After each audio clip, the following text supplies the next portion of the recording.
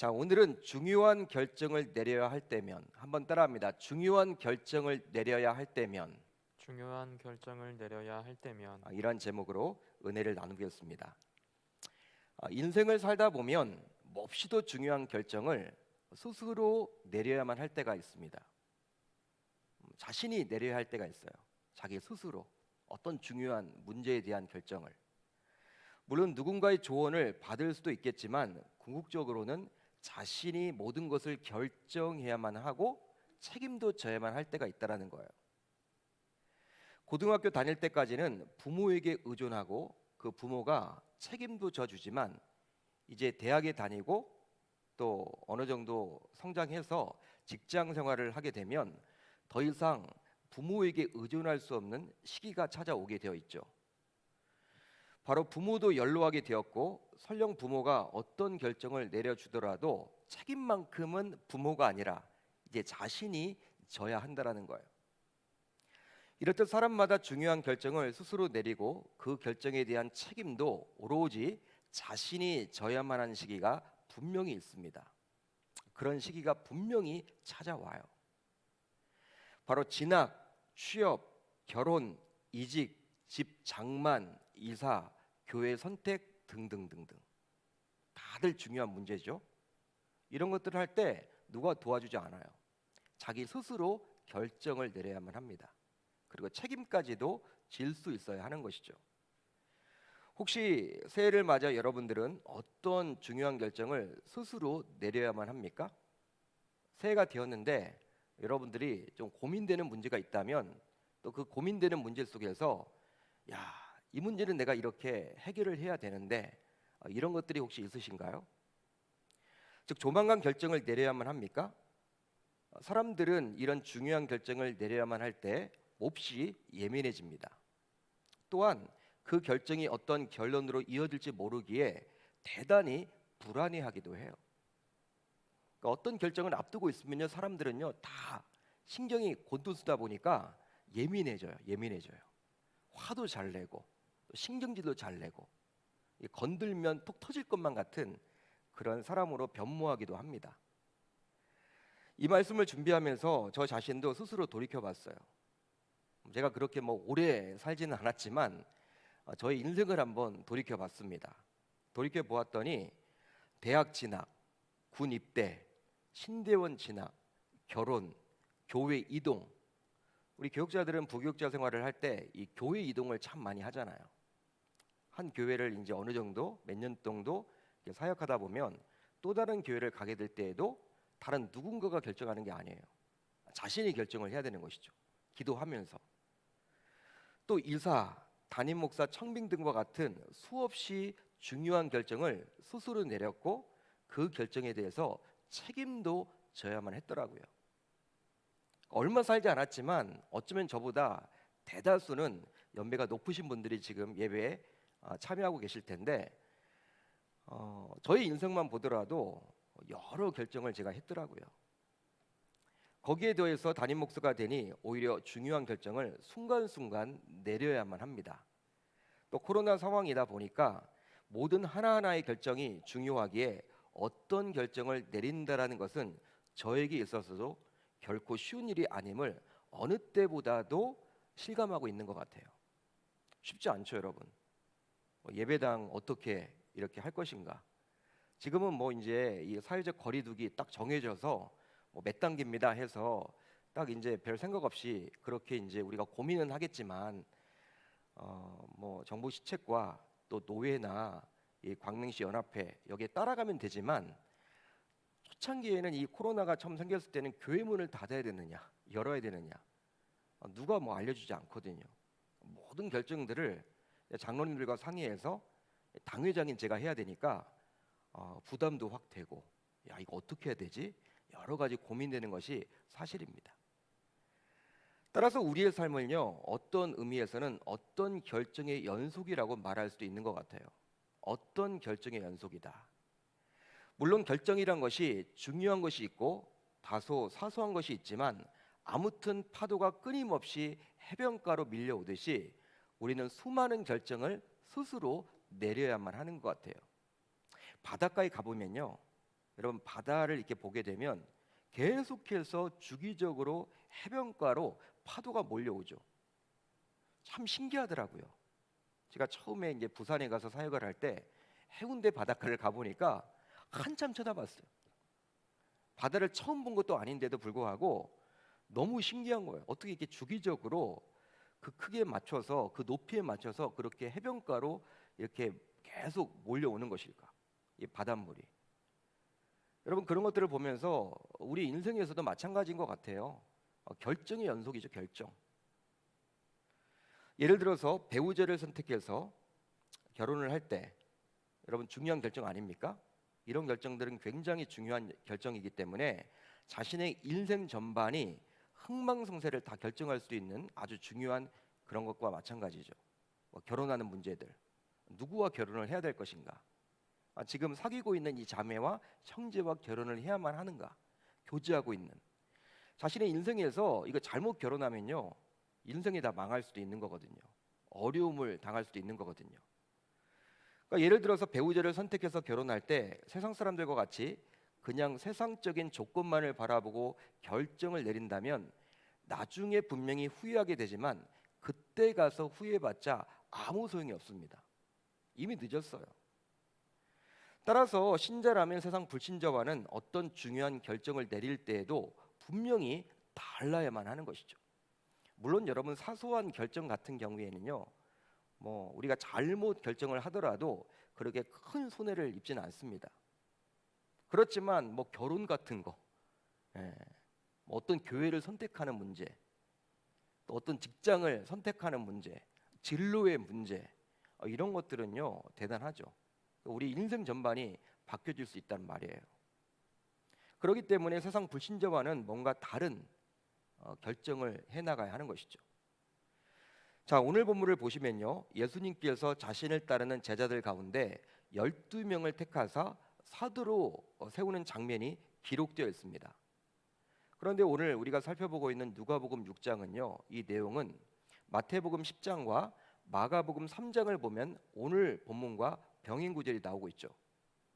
그런데 세리 마태와 마가 요한은 예수님께서 12명의 제자를 택하사 그들에게 귀신을 내어 쫓고 또 모든 병과 약한 것을 고칠 수 있는 능력을 준 것에 집중을 하고 있어요. 그러니까 12제자를 세우는 그 과정보다도 그들을 세우고 나서 권능을 주셨다라는 이야기를 대단히 집중해서 이야기를 합니다. 마태도 그런 이야기를 하고 있고 마가도 그런 이야기를 하고 있다라는 거예요. 즉 12명의 제자들을 택해서 자신과 함께 다니며 특별히 전도하기 위한 목적에서, 그러니까 불신자들에게 복음을 전하기 위한 목적에서 이 12제자를 세웠기에 그런 능력을 부어주셨다라고 마태도 기록을 하고 있고 마가도 기록을 해주고 있어요. 아무래도 병을 고치고 귀신을 내어 쫓을 때 사람들의 관심을 끌고 제자들이 보다 유익하게 전도할 수도 있기에 그런 놀라운 권능을 예수님께서 부어주신 것 같아요. 따라서 하나님께서 치유 은사를 주셨거나 귀신을 내어쫓는 특별한 은사를 주신 분들은요, 다른 무엇보다도 복음을 전하는데 그 은사를 선하게 사용해야만 합니다. 여러분 또 어떤 귀신을 내어쫓는 것들, 또 병이 낫는 그런 것들도요, 한국에서보다도 해외 선교지에서 많이 그런 것들을 경험하게 돼요. 저도 막상 경험을 해봤어요. 선교를 가서 손을 놓고 기도했는데 병이 나았다라고 이야기를 하더라고요. 저 자신이 믿을 수 없었어. 한국에서는 잘 안 되는데 해외 선교지에 가니까 그게 낫는 거야. 그 말이 맞는 말이에요. 왜냐하면 오늘 마태복음이나 이 마가복음을 보더라도 예수님께서 제자들에게도 이 병 고치는 능력을 부어주셨고 귀신을 내어쫓는 능력을 주셨는데 바로 복음 전도 사역을 감당하기 위한 목적에서 부어주셨다라는 것이죠. 그렇기 때문에 해외 선교지에서는요, 지금 놀라운 일들이 많이 벌어집니다. 그러니까 우리나라도 초창기에는요, 60년대 70년대 이 복음이 막 들어와 가지고 이제 막 부흥되는 그 시기에는요, 그땐 병원도 별로 없었고 하다 보니까 목사님들이 많은 병을 고쳤죠. 시골에서도 그렇고 병원도 갈 수도 없잖아요. 여러분 지금은 그런데 이제 우리나라가 이렇게 발달하다 보니까 병원도 이제 갈 수가 있고 하다 보니까 그런 사역들이 지금은 잠시 뭐 중단되지는 않았지만 좀 찾아보기가 힘들다라고 우리가 볼 수 있습니다. 여러분 그래요. 그렇기 때문에 처음에는 그런 목적으로 우리가 은사를 사용하면 좋아요. 처음부터 끝까지 하나님이 우리들에게 뭐 병 고치는 은사를 주셨다, 귀신을 내어쫓는 은사를 주셨다 그러면요, 그런 은사를 복음을 위해서 사용하면 좋습니다. 그러나 어느 때부터 이제 인기가 높아지고 부유하게 되면서 그런 선한 목적이 아니라 자신의 명예와 이름을 내기 위해서 그 은사를 사용하는 분들이 생겨나죠. 처음에는 복음 전하기 위해서 하나님의 은사를 주셔서 그 사역을 하다 보면 사람들이 막 붙잖아요. 또 이제 자기 이름이 막 올라가요. 그러다 보면 어느 순간 이 복음 전도 사역보다는 자신의 이름을 내고 또 자신의 인기를 위해서 또 부유하게 되기 위해서 그런 은사를 사용하게 되는 경우들도 종종 있더라는 것이죠. 그러다 보면 처음 주님께서 부어주셨던 그 선한 목적에서 벗어나서 후에는 이단 혹은 사이비의 교주가 되거나 그런 은사 자체가 소멸되기도 합니다. 박태선 씨 여러분 들어보셨죠? 박태선 씨와 같은 분도 본래 정통 교단의 장로님이셨어요. 산기도를 다니시고 얼마나 기도를 열심히 했던 장로님인지 모릅니다. 성경도 많이 읽으셨고요. 말씀 중심, 기도 중심의 삶을 살았던 헌신자였어요. 기도를 많이 하고 기도를 깊이 하니까 하나님으로부터 많은 은사를 받았죠. 병 고치는 은사도 받고 귀신도 내어쫓고, 처음에는 여러분 그런 것들을 통해서 이제 복음 전하는 데 앞장을 섰습니다. 박태선 씨가. 그런데 어느덧 그 은사를 선하게 사용하지 못하고 자신의 왕국을 만드는 데 사용함으로써 결국 이단의 교수가 되고 말았죠. 신앙촌이라는 자신의 왕국을 만들어서 많은 돈을 벌게 되었고, 그의 영향으로 한국 교회의 많은 이단 사이비의 아류들이 생겨나게 되었어요. 제가 이렇게 이단들의 계보를 한번 보니까 박태선 씨를 통해서 다 나왔어요. 대부분. 그러니까 마귀의 왕이 된 거예요. 한마디로 이단 사이비에. 그렇게 열심히 기도했던 분이. 다시 오늘 말씀으로 돌아와서 보게 되면요, 누가는 마태와 마가와는 좀 달랐습니다. 달라요. 마태와 마가와는 좀 달리 그 12세대 사도를 세우는 그 과정에 지금 주목을 해주고 있다는 거예요. 실제로 예수님의 공생일 사역을 보게 되면 예수님은 한 번 설교에서 수많은 사람들을 제자로 삼을 수도 있었지만 그런 방식이 아니라 지극히 작다 할 수 있는 12명을 택해서 제자로 삼아 그들을 훈련시키는 데 심혈을 기울였습니다. 즉 공생의 기간 내내 12명의 제자를 세우는데 최선을 다했던 거예요. 한마디로 그 12명의 제자들이 후에 복음을 전하는 일꾼으로 세워지도록 한 것이죠. 그러기에 이 12명의 제자를 세우는 것은 예수님의 공생일 사역의 전부라고 할 수 있는 거예요. 여러분, 이 공생일 사역이 3년 동안의 공생일 사역을 보면요, 이 12제자를 세워서 훈련시키는 게 어떤 의미에서는 공생일 사역의 전부라고 할 만큼 예수님에게 있어서는 이 12제자를 누구로 세우느냐 아주 중요한 결정이라고 보시면 됩니다. 결정의 순간이 온 것이죠. 마치 우리가 결혼과 같은 중요한 결정을 내려야 하듯이 말이죠. 그렇다면 예수님은 이러한 중요한 결정, 즉 12사도를 세우기 전에 무엇을 했을까요? 뭘 했습니까? 바로 하나님께 기도하셨습니다. 하나님께 기도했어요. 하나님께 기도하시고, 누가복음 6장 12절 하번절에 기록이 되어 있죠. 우리 신자들은 복음서에 나오는 예수님의 모습을 보면서 그를 닮으려고 몸부림을 쳐야만 해요. 여러분, 우리의 소원이 있다면 예수님 닮는 것 아닐까요? 저와 여러분들이 롤 모델로 삼아야 될 사람이 누구입니까? 예수 그리스도 아닌가요? 물론 우리는 예수님처럼 될 수는 없겠죠. 그렇지만 그분이 3년 동안 행했던 많은 그런 말과 행동들을 통해서 우리가 그분을 닮으려고 몸부림을 쳐야만 하는 거예요. 바로 그의 3년 동안의 공생애가 우리의 7, 80년의 인생과 같다고 할 수 있기 때문에, 그러니까 예수님이 이 3년 동안 이 복음서를 통해서 보여주었던 행동과 말은요, 우리들이 어떻게 7, 80년을 보내야만 하는지, 신자들이 어떻게 7, 80년을 살아가야 하는지, 그것을 지금 보여주고 있다라고 해도 좋은 거예요. 따라서 그가 3년 동안 말하고 행동한 것들을 보면서 그런 언행을 닮으려고 저와 여러분들은 노력을 기울여야만 하는 것이죠. 물론 우리가 예수님처럼 완벽하게 될 수는 없지만 그 예수님을 닮아가려고 한다면 어제보다 나은 오늘, 오늘보다 나은 내일의 모습으로 신앙이 성숙하게 되리라 저는 믿습니다. 그런데 이러한 중요한 결정을 앞두고 예수님조차도 누구에게 기도했다라는 거예요? 하나님에게. 하나님께 기도를 하셨습니다. 어떤 의미로 예수님은 기도가 필요 없는 분이죠. 왜? 본인이 하나님이니까. 본인이 하나님인데, 그런데 저와 여러분들에게 본을 보이고자 성부 아빠 아버지에게 기도하셨어요. 실제 저자 누가는 의사입니다. 그렇기 때문에 어느 누구보다도 이성적이고 합리적인 사람이라고 보시면 돼요. 과학자죠. 지금도 이렇게 이공계, 자연계 공부를 하시는 이 학자들, 여러분 이런 분들은요 이성적이죠, 논리적이죠, 합리적이죠, 감성적이지 않습니다. 대부분이. 여러분 뭐 좋으면 좋고 아니면 아닌 거예요. 그런 분들은. 여러분 당시에도 의사 되기가 쉽지가 않았죠. 어느 시대나 지금도 마찬가지지만 이 의사가 된다라는 것은요 사람의 생명을 다루는 일이기 때문에 논리적인 거예요. 이성적입니다. 많이 배운 사람입니다. 그런데 사도행전을 보시면 감성적이기보다는 다소 이성적인 누가의 모습을 우리가 엿볼 수 있지 않습니까? 그러다 보니까 1차 전도 여행, 2차 전도 여행, 3차 전도 여행 이런 모습들을 보게 되면요 아주 디테일하게 그려주고 있잖아요. 누가가 아니면요 그렇게 사도행전이 그렇게 나올 수가 없을 것 같아요. 아주 디테일하잖아요. 디테일. 어디를 거쳤고 어떤 일이 벌어졌고 아주 여러분 일기를 써놓듯이 이렇게 아주 이성적으로 잘 이렇게 그려놨다라는 거예요. 그런데 그의 눈에 비춰진 예수님의 기도하는 모습이 너무나도 중요했기에 자기가 보기 너무나 신기한 거야.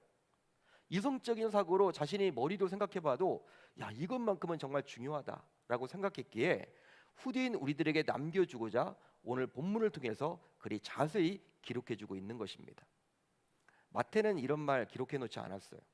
예수님이 제자를 세울 때 기도했다 그런 내용 나와 있지 않아요. 마가도 기록해주지 않습니다. 오로지 누가는 기록해주고 있다라는 거예요. 여러분 우리는 보통 기도하면요 예전에 보면 기도는 많이 배우지 못한 분들이 하는 거다 그렇게 생각을 좀 해왔던 것 같아요. 성경 말씀을 연구하고 성경 말씀을 읽고 하는 것들은요 좀 지식인층들이 하고 이 기도는 그냥 별로 배우지 못한 사람들이 하는 것으로 좀 미신적인 것으로 취급하는 경우들이 있었어요. 한국 교회 내에도 지금도 마찬가지 그런 교회들이 있습니다. 누가는 여러분 많이 배웠거든요. 오히려 마태보다도 마가보다도 많이 배운 축에 속하는데도 불구하고 그의 관점으로 보았을 때 예수님께서 이러한 중요한 일을 하기 전에 기도했음을 그려주고 있다는 거예요. 그만큼 중요하기 때문에 지금 그려주고 있는 것이죠. 그렇습니다. 오늘 본문에 나오는 즉 12제자를 불러서 사도로 삼아주신 사건은 공생의 사역의 초창기 여러 사역 중 중요한 사건이라고 볼 수도 있겠죠. 반면에 누가복음 23장에 나오는 십자가에 달려 죽으시는 사건은 공생의 사역의 후반기 여러 사역 중 가히 중요한 사건임에 틀림이 없습니다. 그런데 누가는 어떻게 지금 구조를 하고 있냐면 기도로 시작해서 기도로 마치고 있어요. 자, 십자가에 달려 죽으시는 중요한 결정을 앞두시고도 예수님께서는 역시 하나님께 기도했습니다. 바로 다음의 내용을 통해서 확인이 가능하죠. 예수께서 나가사 습관을 따라 감람산에 가심에 제자들도 따라갔더니 그곳에 이르러 그들에게 이르시되 유혹에 빠지지 않게 기도하라 하시고 그들을 떠나 돌 던질 만큼 가서 무릎을 꿇고 기도하여. 무릎을 꿇고 기도했다라고 누가는요 아주 자세히 그려주고 있습니다. 땀방울이 핏방울처럼 보였다라고 기록해주고 있어요. 그러니까 여러분 누가는요 이 예수님이 기도하는 그 장면을 아주 여러분 자세히 그려주고 있다라는 거예요. 다른 복음서에 비해서 많이 배웠는데도 불구하고 이성적인 사고를 가지고 합리적인 이런 누가의 관점으로 보기에도 예수님이 이렇게 기도한 것이 신기하기도 하고, 야, 이거 중요하기 때문에 기록해야 되겠다. 하나님이 그런 마음을 주셨는지 기록을 해놓고 있어요. 마태나 마가는 기록하지 않았는데도 불구하고 이렇게 기록을 합니다. 아무튼 예수님께서는 평소에도 습관을 쫓아서 기도하셨지만 중요한 결정을 앞두고서는 어느 때보다도 더 간절하게 하나님께 기도하셨음을 누가는 저와 여러분들에게 보여주고 있는 것이죠. 이성적인 사고를 가졌던 누가의 입장에서 이런 예수님의 모습이 대단히 신선하게 보였기에 누가복음 초반부인 6장과 후반부인 22장에서도 기도하신 예수 그리스도를 보여주고 있다는 거예요. 그렇다면 왜 신자인 우리는 기도해야 함을 잘 알면서도 실천하지 못하는 것일까요? 여러분, 저와 여러분들 금요성령 집회에 나와서 예배를 드리건 각 처수에서 지금 실시간 영상으로 예배를 드리건 그래도 우리가 기도하려고 이렇게 예배를 드리고 있잖아요. 여러분, 기도가 중요함을 다 알아요. 모르지는 않습니다. 잘 안 되는 이유가 뭡니까? 우선 기도하는 것은 시간 낭비라고 생각하기 때문이죠. 여러분, 이 영향이 커요. 기도하는 것은 시간 낭비다. 이런 분들은 아직 기도의 맛을 모르는 분들입니다. 제가 기도의 맛이라고 이야기를 드렸어요. 실제 기도는 하면 할수록 묘한 중독성을 가지고 있어요. 그러기에 기도하는 분들이 또 기도의 자리에 나오는 게 현실입니다. 여러분, 어느 교회든지 특별 새벽 기도를 열어요. 여러분, 한국에 있는 모든 교회는 가히 특별 새벽 기도회가 있다라고 보셔도 돼요. 그게 기간이 한 주건 3일이건 열흘이건 40일이건 다 있습니다. 어느 정도 규모를 가진 교회를 가보면. 요즘은 밤이 하는 특별 새벽 집회도 있더라고요. 특별 집회가 있더라고요. 밤이 하는. 새벽은 아니지만 이 밤마다 하는 거예요. 밤마다. 아무튼 기도하려고 이렇게 모이는 거예요. 사람들만. 그런데 이런 기도회를 하는 이유는 평소 새벽 제단을 쌓지 못하는 분들도 그런 특별 새벽 기도를 통해서나마 다시금 기도의 자리가 회복되도록 하기 위함이죠. 목회자들이 다 그런 마음을 가지고 특별 새벽 기도를 하는 거예요. 새벽 예배가 매일 있지만 그래도 특별자를 붙이면 은혜 받고 일반 새벽 예배로 하게 되었을 때, 전환되었을 때 한두 명이라도 더 나오지 않을까, 이런 마음을 가지고 하는 것이죠. 그러나 특세가 끝나기 무섭게 특세 때 은혜를 받았다고는 하지만 새벽 제단을 지키는 분들은 그리 많지 않습니다. 그리 많지 않아요. 바로 특세는 나와서 은혜를 받았다고 하지만 아직 기도의 맛을 느끼지 못했기 때문에 그리 하는 것이죠. 제가 대학을 다닐 때 허리 강화 운동의 일환으로 수영을 한 적이 있어요. 수영을. 군대를 가야 하는데 너무 아픈 거예요. 허리가. 고등학교 2학년 때 이 교통사고 후유증으로 너무 이렇게 아픈 거예요. 근데 병원에 가도 어떻게 할 수 있는 것도 아니고, 근데 현역으로 가야 되는데 너무 허리가 아프다 보니까 이거 허리 어떻게 해야 될까 고민을 하고 있는데, 그때 의사 선생님이 수영이 몸에 좋다라는 거예요. 허리에 근육을 여러분 강화시키게 한다라는 거예요. 다니기 시작했어요.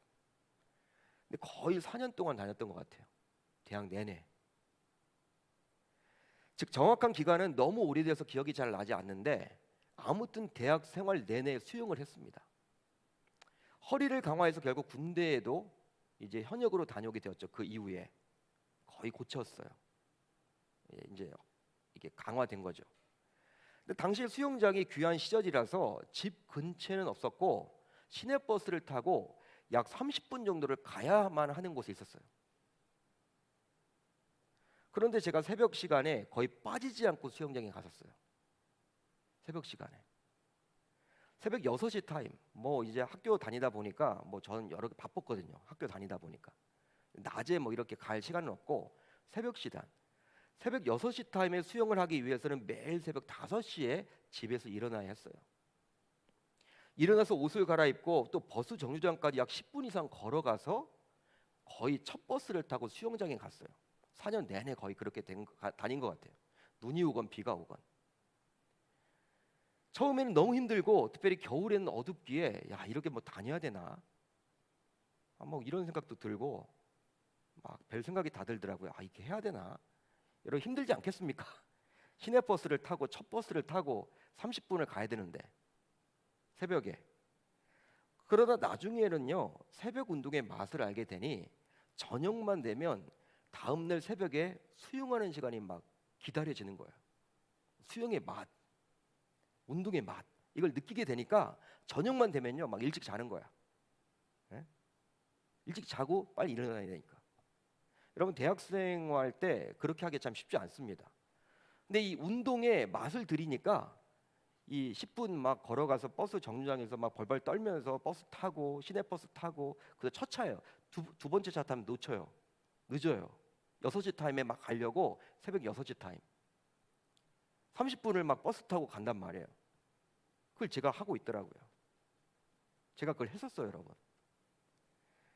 아마도 뭔가 운동을 열심히 하신 분들이 있다면 저희 이런 생각에 동의가 되실 거예요. 그러기에 뭔가 진득하게 오랫동안 하기 위해서는 맛을 봐야만 해요. 맛을 봐야 하는 거예요. 신자이면서도 아직 기도의 맛을 느끼지 못하게 되면요, 그 기도 시간이 그리 지루할 수밖에 없습니다. 금철에 와서도 기도 시간이 지루하고 그냥 눈은 떠 있는데 자꾸 시계만 보죠. 야, 언제 끝나냐? 언제 끝나냐? 바로 아직 기도의 맛을 맛보지 못했기 때문에 그리 하는 거예요.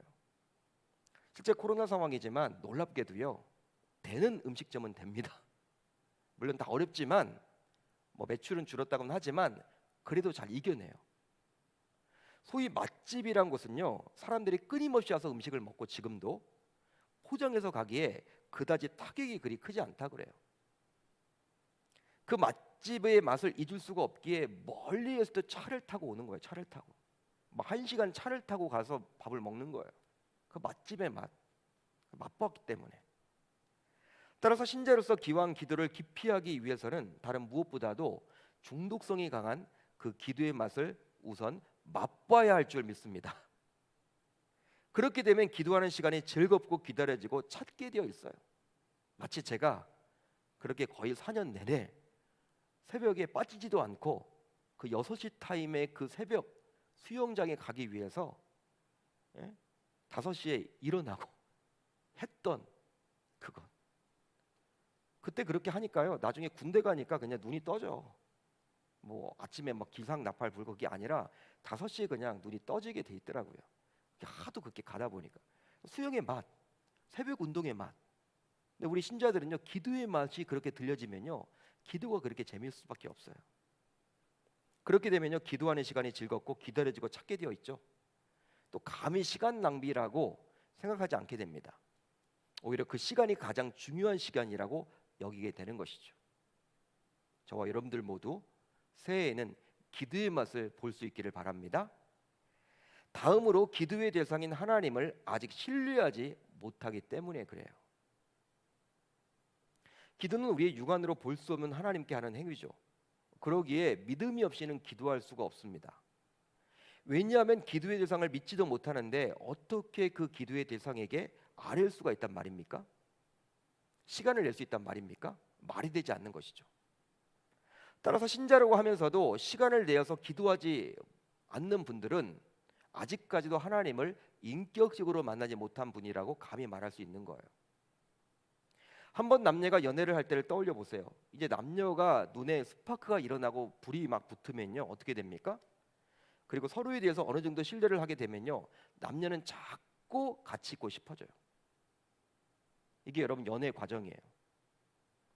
저녁을 먹고 차를 마시고 이런저런 이야기를 나누고 데이트를 하는 시간, 그 시간이 얼마나 빨리 지나가는지 몰라요.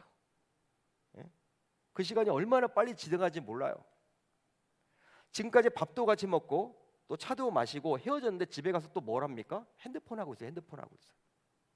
지금까지 여러분 내내 저녁 내내 같이 있었는데 집에 헤어져서 여러분 또 핸드폰을 하고 있다라는 거예요. 근데 그 이야기를 들어보면 별거 아니에요, 여러분.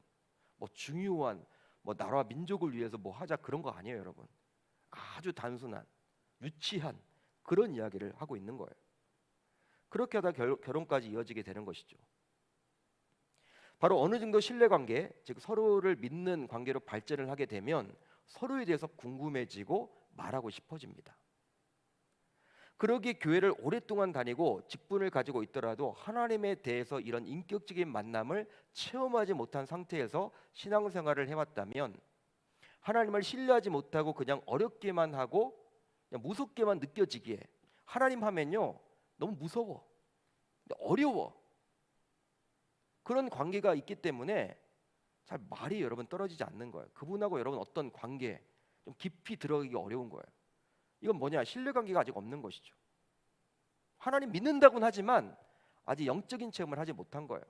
인격적인 만남을 갖지 못하다 보니까 하나님 아버지 하면요 그냥 어려워, 하나님이 너무 무서워. 이런 관계 속에서 어떻게 여러분 지속적인 기도를 할 수 있단 말입니까?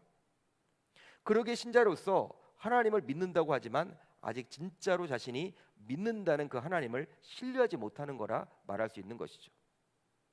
따라서 우리들 가운데 아직까지도 어떤 중요한 결정을 앞두고서도 기도하지 않는다면 죄송합니다만 아직 구원받지 못한 신자일 수도 있다라는 거예요. 중요한 문제 앞에서도 기도하지 않는다면 이건 뭐 하나님을 믿는다라는 겁니까? 아닐 것 같아요. 바로 하나님을 인격적으로 만나지 못했으며 즉 신뢰하지 못했는데 어떻게 구원받은 하나님의 자녀라고 할 수 있단 말입니까? 그러기에 새해를 맞아 우리들 모두 가장 우선적으로 하나님을 인격적으로 만나는 것에 최선을 다해야 할 줄 우리 주님의 이름으로 축원합니다. 축원합니다. 다시 본문 안으로 들어와 보세요. 본문 안으로 들어와 보면 이제 예수님은 중요한 결정을 앞두고 기도를 했는데요, 우리가 주목해서 봐야만 하는 것이 있으니 바로 예수님께서 산에 가서 기도를 했고 밤이 새도록 기도를 했다라는 거예요. 우리 다음의 구절을 한번 같이 읽습니다. 시작. 이때에 예수께서 기도하시러 산으로 가사 밤이 새도록 하나님께 기도하시고. 여러분 산이라고 나와 있습니다. 산이라는 장소의 특수성, 그리고 밤이 새도록 일어나는 시간의 특수성을 지금 말해주고 있어요. 누가는 아주 디테일하게 지금 그려주고 있습니다. 즉 평상시에 바쁜 일상 속에서 교회에 나오지 못하고 특정한 시간을 내지 못하고 그냥 삶에서 기도하는 분들이 있겠죠. 삶 속에서 죄를 짓지 않는 그런 상황이 그냥 기도라고 여기면서 뭐 주여 하면서 그냥 뭐 일상생활 하면서 하나님과 나는 동행하고 있다 이런 느끼면서 그냥 그게 기도라고 여기고 이렇게 다녔던 분들도 분명히 있을 거예요. 바쁘니까, 바쁜 일상 속에서 대부분은 그렇게 살아가실 거예요. 그렇지만 중요한 결정을 내려야 할 때에는 예수님조차도 어땠습니까? 예수님 평소에 기도했던 분이거든요. 근데 유독 특별하게 산에 올라갔어요. 그리고 밤이 새도록 기도하셨듯이 우리들도 그리해야 한다라는 거예요. 어떤 중요한 문제를 앞두고서는. 여러분 예수님은 다소 불편한 장소에 있는 산을 선택해서 올라갔습니다. 또 자신이 시간이 남을 때 기도한 것이 아니라 일부러 잠을 자지 않는 한계를 극복하면서 기도했어요. 바로 중요한 결정을 스스로 내려야만 했기 때문에 그렇게 하신 것이죠. 아마 우리는 이 본문을 보면서도 야 나도 하루 같으면 그렇게 해보겠다. 예수님 딱 하루 기도했거든요. 나도 중요한 결정할 때 하루면 나도 그렇게 한번 해보겠다. 그렇게 여러분 이야기할지도 모르겠어요. 그러나 중요한 것은 하루건 이틀이건 한 달이건 1년이건 10년이건 중요한 결정을 앞두고 반드시 하나님의 응답을 받아야 한다라는 거예요. 여러분 믿으시면 아멘. 하나님의 응답을 받는 것이 중요하다라는 거예요. 예수님은 평소 기도의 사람이었기에 하나님과의 관계가 원만했기에 그렇게 하루 만에 기도해서 하나님의 응답을 받았지만 우리를 가운데서는 평소 하나님과의 관계에 별로 신경 쓰고 다니지 않았잖아요. 신경을 쓰지 않았다면 뭐 여러분 이런 말씀 생활이나 기도 생활 이런 등한시하면서 그냥 주일 정도만 출석하고 그냥 하나님 중심의 삶 살고 있다, 그냥 만족하며 살아왔다면 이건 하나님과의 관계에 지금 뭔가 문제가 생긴 거거든요. 관계 여러분 별로 중요하게 여기지 않았다라는 거거든요. 그렇다면 예수님처럼 하루 만에 응답받기는 결코 쉽지 않다라는 거예요. 그러니까 평소에 여러분 우리가 기도 생활이 왜 중요한지 이런 아주 중요한 문제를 앞두고서는요 빨리 응답을 받을 수 있단 말이죠. 그러니까 그게 되게 중요한 거예요. 즉 성도마다 모두 하나님의 응답받는 시간이 다르다라는 것이죠. 평상시에 하나님과 얼마나 친밀하게 관계를 맺어 왔느냐에 달려 있다라는 거예요. 빨리 응답을 받고 싶다면 어떤 중요한 문제가 있을 때마다 그냥 예수님처럼 하루 만에 응답 받을 수도 있거든요. 이런 분들은요, 평상시에 기도 많이 했던 분들이에요. 기도 시간을 많이 확보했던 분들이에요. 또 성경 말씀을 매일매일 여러분 읽었던 분들이에요. 우리가 마치 식사를 하듯이. 그런 분들은 중요한 문제를 앞두고서도 예수님처럼 금방 응답 받습니다. 응답 답을 얻는다는 거예요. 그런데 우리가 평상시에 그렇게 살지 못했다, 그냥 이런 하나님과의 관계에 대해서 별로 중요시 여기지 않고 그냥 주일날 교회 나오는 것, 그것에 만족하며 살았던 인생이라면 어떤 큰 문제가 왔을 때는요, 이제 워밍업을 하죠. 워밍업. 기도도 여러분 워밍업이 필요해요. 한 번 기도한다고, 하루 기도한다고 응답을 주시겠습니까? 하나님이. 그렇지 않죠. 여러분, 기도는요, 뿌린 대로 거두게 되어 있고요, 기도를 하게 되면요, 그건 쌓이는 거예요. 쌓이는 거. 포인트 적립되는 것처럼 쌓이는 거예요. 그냥 없어지는 게 아니에요, 여러분. 평상시에 기도 안 했다가 그냥 여러분 하루 와서 기도했다고 응답받는 게 아니라는 거예요. 그런 논리가 아닙니다. 마치 아이들이 여러분 수능 시험 공부를 하지만 뭐 잠깐만에 여러분 이렇게 뭐 단기간에 성적을 올릴 수 있는 그런 게 아니라는 거예요. 결과적으로 예수님은 이제 12를 택하여 사도라 칭하게 되었는데요, 그들의 이름은 바로 14절로 16절까지 나오죠. 우리 한번 같이 읽어봅니다. 시작. 곧 베드로라고도 이름을 주신 시몬과 그의 동생 안드레와 야고보와 요한과 빌립과 바돌로메와 마테와 도마와 알페오의 아들 야고보와 셀롯이라는 시몬과 야고보의 아들 유다와 예수를 파는 자 될 가룟 유다라. 여러분, 이 명단을 잘 보세요. 유대 민족주의자로서 열심당원이었던 시몬이 들어가 있습니다. 열심당의 일원이었어요. 행동주의자들이었어요. 로마의 압제에서 해방시켜야 된다, 이 유다를. 또 후에 은 30의 예수를 팔게 되는 가룟 유다까지 12사도에 지금 포함되어 있다는 거예요. 신성을 가지신 예수님이기에 미래를 내다볼 수 있을 텐데 앞으로 가룟 유다가 어떤 행동을 할지 모르겠습니까? 다 미리 내다봤죠. 또 열심당원의 열정은 좋지만 민족주의자이기에 로마에 대한 반감이 어느 때보다 컸던 사람이기 때문에 이 사람을 과연 제자로 세워야 하는지 예수님이 고민하지 않았겠습니까? 고민이 된단 말이에요. 따라서 이런 열심당원인 시몬과 가룟 유다까지도 과연 12사도에 넣어야 할지 하나님의 뜻을 구했던 것이죠.